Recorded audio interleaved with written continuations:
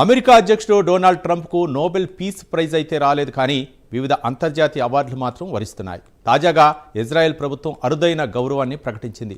ఆ దేశ అత్యున్నత పౌర పురస్కారమైన ఇజ్రాయెల్ ప్రైజ్ ఫర్ పీస్ ట్రంప్కు ప్రదానం చేయనున్నట్లు ఇజ్రాయెల్ ప్రధాని బెంజమిన్ నెతన్యాహు తెలిపారు. ఫ్లోరిడాలోని మారియే లాగోలో ఇరువురు నేతల మధ్య జరిగిన ద్వైపాక్షిక భేటీ అనంతరం ఈ ప్రకటన చేసినట్లు తెలుస్తోంది.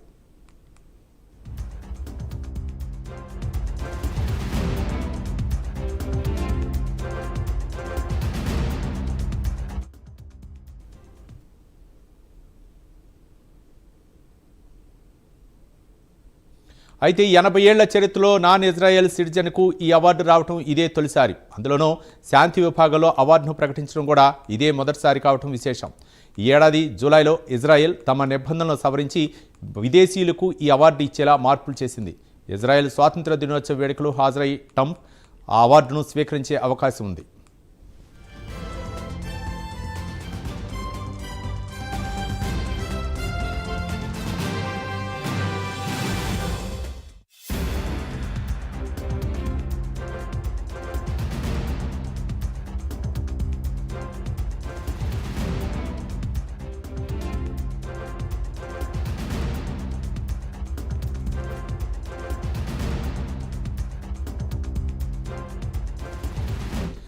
ఇక ఈ అవార్డు ఇవ్వటానికి గల కారణాలను తెలిపింది.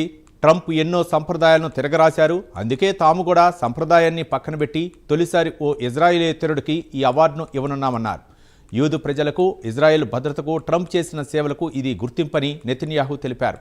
ఈ అవార్డుపై స్పందించిన ట్రంప్ ఈ గౌరవం తనను ఆశ్చర్యపరిచిందని, ఇజ్రాయెల్ గుర్తింపు పట్ల ఎంతో సంతోషంగా ఉందని తెలిపారు.